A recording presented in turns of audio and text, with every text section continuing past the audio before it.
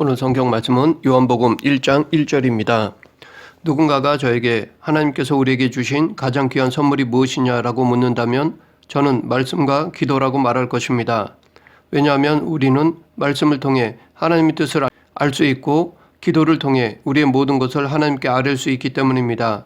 말씀과 기도는 하나님과 우리와 교제를 나누는 통로라 생각합니다.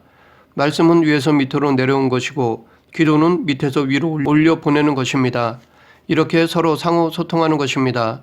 우리는 말씀과 기도로 하나님과 인격적인 관계를 갖는 것입니다. 그렇기 때문에 우리는 말씀을 통해 하나님의 뜻을 깨닫고 그 뜻을 이루며 살아가도록 수고하고 노력해야 합니다. 동시에 기도를 통해 죄를 회개하고 감사하며 하나님의 뜻을 간구해야 합니다. 기도로 하나님께 나의 모든 것을 아뢰어야 합니다. 오늘은 하나님께서 주신 이 은혜 중에 말씀에 대해 살펴보겠습니다. 먼저 말씀의 실체, 즉 변하지 않는 본체가 무엇인지를 알아보고 다음은 말씀을 주신 목적이 무엇인지, 마지막으로 말씀의 완성도에 대해 차례대로 살펴보겠습니다. 태초에 말씀이 계시니라. 이 말씀이 하나님과 함께 계셨으니 이 말씀은 곧 하나님이시니라. 이 말씀을 두 부분으로 살펴보면 첫째, 태초에 말씀이 계시니라. 여기서 태초는 창세기 1장 1절에서도 나오는 단어입니다. 그러나 여기서 말하는 태초와 창세기 1장 1절에서 말하는 태초하고는 차이가 있습니다. 창세기 1장 1절의 태초는 베르시트라는 말로서 우리가 살고 있는 이 세상의 시작점을 의미합니다. 즉 공간과 시간의 시작된 시점을 가리킵니다.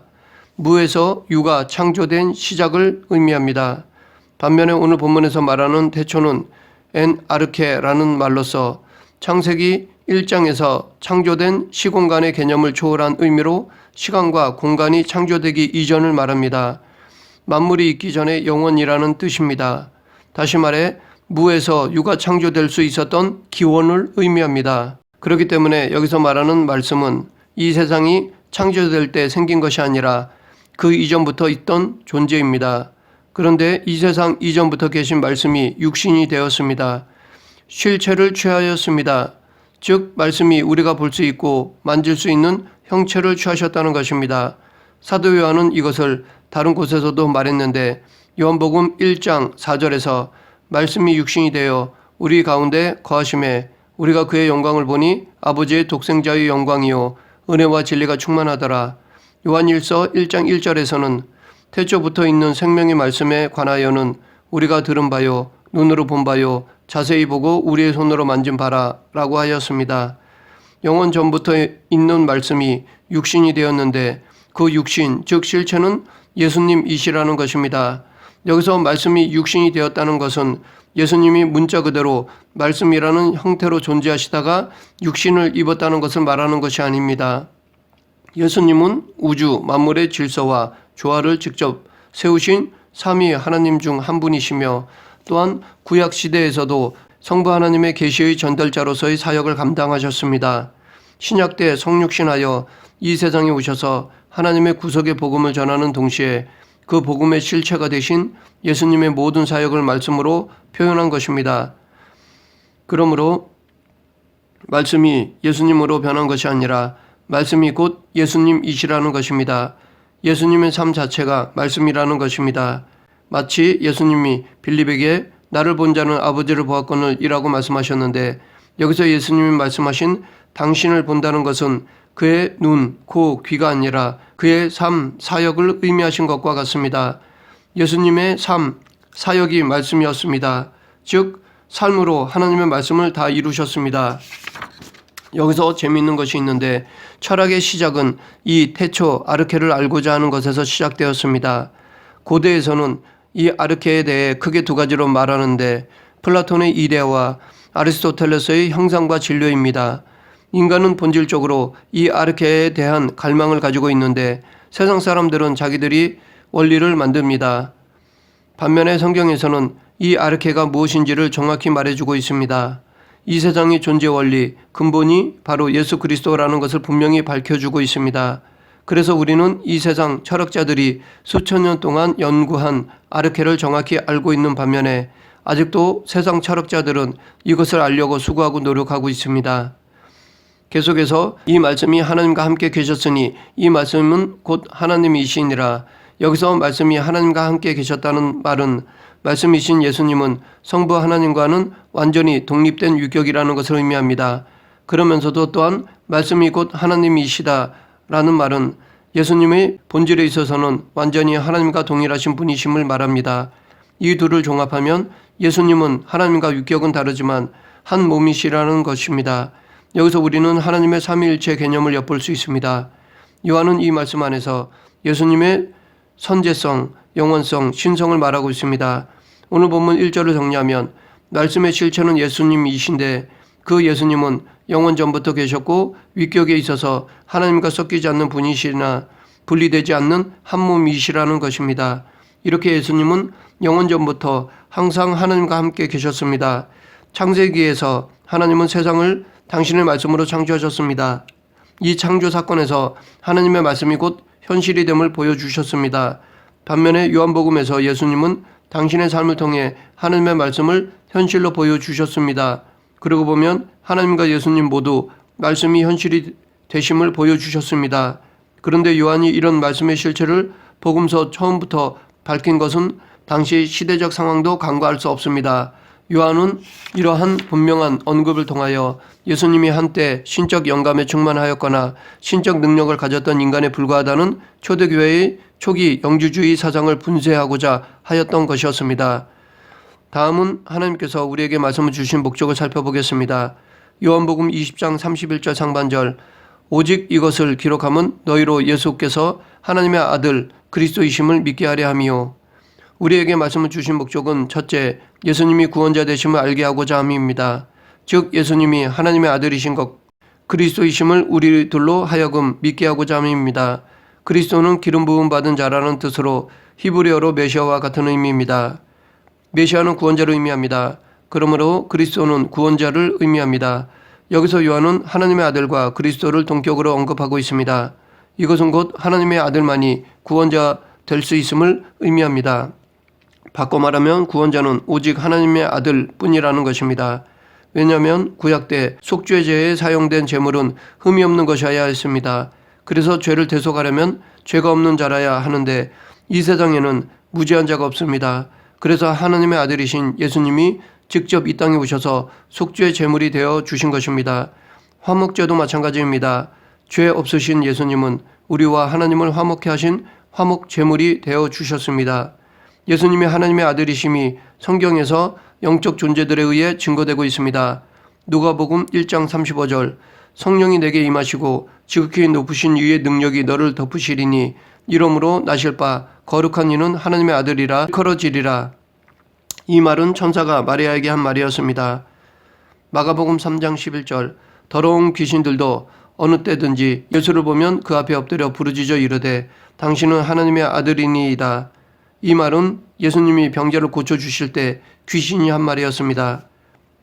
공생애 동안 사람들은 예수님이 하나님의 아들이심을 알지 못했습니다.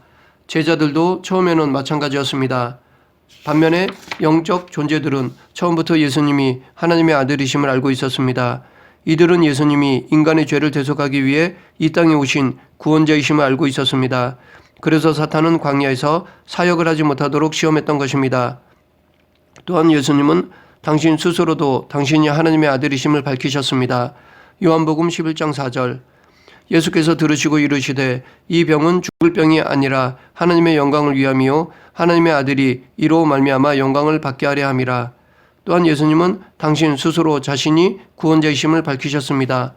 요한복음 12장 27절 지금 내 마음이 괴로우니 무슨 말을 하리요 아버지여 나를 구원하여 이 때를 면하게 하여 주옵소서. 그러나 내가 이를 위하여 이 때에 왔나이다.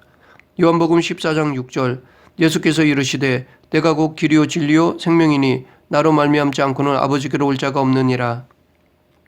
계속해서 하나님께서 우리에게 말씀을 주신 목적은 요한복음 20장 31절 하반절 또 너희로 믿고 그 이름을 힘입어 생명을 얻게 하려 함이니라.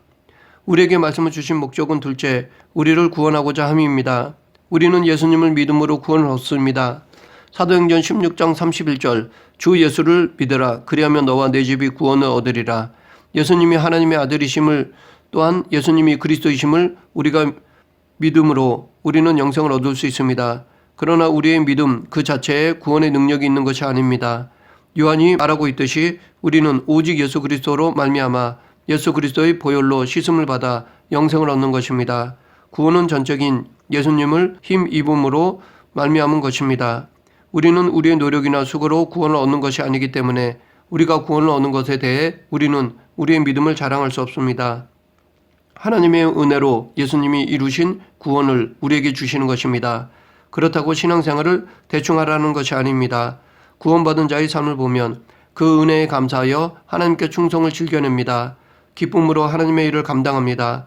그러하기에 예수님을 믿음으로 은혜로 구원받은 성도는 그 감사하는 마음을 삶에서 즐겨냅니다. 의무감으로 하나님의 일을 감당하기에 앞서 기쁨으로 그 일을 감당합니다.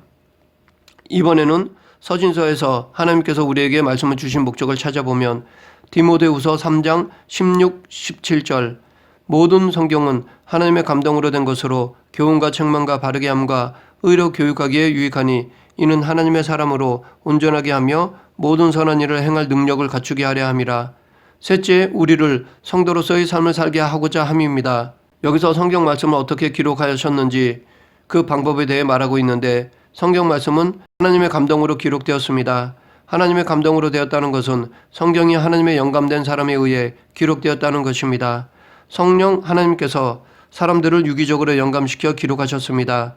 그래서 베드로는 베드로후서 1장 21절에서 먼저 할 것은 성경의 모든 예언은 사서로이 풀 것이 아니니 예언은 언제든지 사람의 뜻으로 낸 것이 아니요 오직 성령의 감동하심을 받은 사람들이 하나님께 받아 말한 것임이라 라고 하였습니다. 이렇게 하나님의 감동으로 기록된 성경은 우리에게 이 땅에서 하나님의 백성으로 살아갈 수 있도록 가르쳐 줍니다. 그래서 우리는 성경을 자녀에게 가르쳐야 합니다. 성경으로 자녀들을 교훈하고 책망하며 바르게 해야 합니다. 하나님의 의로 교육해야 합니다. 성경은 우리가 바르게 살아가도록 가르치기 위해 충분합니다. 부족함이 전혀 없습니다. 그래서 하나님이 모세에게 쉐마라고까지 하시면서 당신의 말씀을 자녀들에게 반드시 가르칠 것을 강조하셨습니다. 참고로 바울이 디모데후서 3장 16, 17절에서 말한 교훈은 그리스도 안에 있는 복음의 진리를 가르치는 것을 의미합니다. 또한 책망은 잘못된 교리나 행동의 오류를 바로잡고 이단자들의 거짓을 밝혀내는 것을 의미하고 바르게 함은 추를 바로 세우다 라는 의미로서 성도들을 진리와 사랑으로 바로잡고 그들이 제자의 길에 매진할 수 있도록 도와주는 것을 말합니다. 마지막으로 의는 우리들이 이루어야 할 마땅한 하나님의 의를 말합니다. 이렇게 성경으로 교훈, 책망, 바르게 함, 의로 교육하면 하나님께서 원하시는 성도로서의 마땅한 삶을 살 수 있습니다. 성경은 마치 우리의 인생의 매뉴얼과 같습니다. 물건에는 그 물건의 설명서가 있습니다. 그런데 이 사용 설명서는 그 물건을 만든 사람이 기록합니다. 왜냐하면 그 물건을 잘 알기 때문입니다. 이처럼 인간을 만드신 하나님께서도 인간의 사용 설명서를 쓰셨는데 그것이 성경입니다. 그리고 그 성경을 우리에게 주셨습니다. 인간의 모범적인 삶이 성경 안에 담겨 있습니다. 그래서 성경으로 교육받은 사람은 경쟁 시대에 살아가는 이 세상에서도 사랑과 화합을 가져다 줍니다. 그래서 세상을 밝히며 소금 역할을 합니다. 그로 인해 사람들로부터 인정받습니다. 마지막으로 말씀의 완성도에 대해 살펴보겠습니다. 요한계시록 22장 18, 19절에 보면 내가 이 두루마리의 예언의 말씀을 듣는 모든 사람에게 증언하노니 만일 누구든지 이것들 외에 더하면 하나님이 이 두루마리에 기록된 재앙들을 그에게 더하실 것이요 만일 누구든지 이 두루마리의 예언의 말씀에서 제하여 버리면 하나님이 이 두루마리에 기록된 생명나무와 및 거룩한 성의 참여함을 제하여 버리시리라 라고 말하고 있습니다. 요한은 요한계시록을 마무리하면서 더 크게는 모든 성경 66권을 마무리하면서 이 성경 말씀을 가감하는 것에 대해 경고했습니다. 요한이 이렇게 경고한 이유는 말씀은 온전한 하나님의 말씀이며 완전한 진리이기 때문입니다. 무엇이 부족하여 더하거나 무엇이 필요 없어 뺄 것이 없는 완전한 것이기 때문입니다. 그렇기 때문에 이 성경에 무엇을 더하거나 빼는 것은 하나님에 대한 불신이며 교만입니다. 말씀을 가감하는 것은 하나님을 불완전한 분으로 만드는 것이고 자신을 더 높이는 것이기 때문입니다. 이것은 죄이므로 반드시 그에 합당한 심판이 있습니다. 성경 말씀에 무엇을 더하면 성경에 기록된 재앙을 그에게 더하는 것이며 반대로 성경 말씀에 무엇을 빼면 생명나무와 하늘나라의 참여함을 제하여 버리는 것입니다. 한마디로 하나님의 말씀을 가감하는 사람은 구원받지 못하고 영원한 죽음을 받는다는 것입니다. 영원한 죽음은 지옥 심판을 의미합니다. 그런데 특이하게도 요한은 요한계시록뿐 아니라 요한복음의 마지막 부분에서도 말씀의 완전성을 말하고 있습니다. 요한복음 20장 30, 31절 예수께서 제자들 앞에서 이 책에 기록되지 아니한 다른 표적도 많이 행하셨으나 오직 이것을 기록함은 너희로 예수께서 하나님의 아들 그리스도이심을 믿게 하려 함이요 또 너희로 믿고 그 이름을 힘입어 생명을 얻게 하려 함이니라. 복음서에서는 예수님의 모든 행적을 다 기록하지는 못했지만 우리가 요한복음을 통해 예수님을 하나님의 아들 그리스도로 믿고 구원을 얻는 데에는 전혀 부족함이 없이 완전하다고 말하고 있습니다. 이처럼 요한은 부족함이 없음을 반복함으로 성경의 완전성을 강조하고 있습니다. 그런데 사탄은 하와에게 말씀을 살짝 비틀어 속였습니다.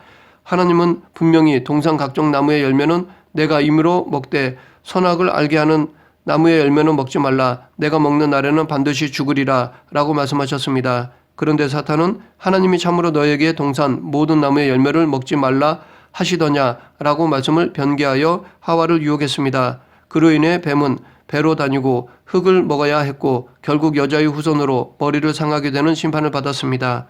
또한 사탄은 40일 동안 금식한 예수님을 돌을 떡으로 만들어 먹으라고 유혹했는데 실패하자 이번에는 거룩한 성으로 데려가서 성전 꼭대기에 세우고 시편을 인용하여 시험했습니다. 마귀는 성경의 본래의 취지, 즉 하나님을 의뢰하는 자는 하나님이 보호하신다는 의미를 변개시켜 희생, 고생 없이 편하게 살으라고 예수님을 시험했습니다. 그러나 예수님은 말씀으로 물리치셨습니다. 말씀을 정리하겠습니다. 오늘은 말씀의 실체, 말씀을 주신 목적, 말씀의 완성도에 대해 차례대로 알아보았습니다.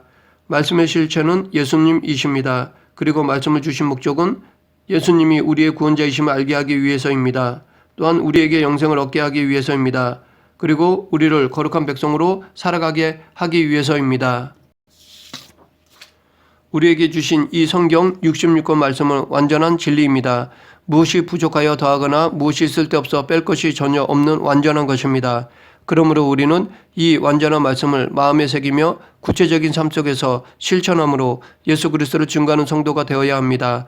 늘 말씀을 가까이 하고 생활하여 말씀의 실체이신 예수 그리스도를 전하는 저와 여러분 되길 간절히 축원합니다. 기도하겠습니다.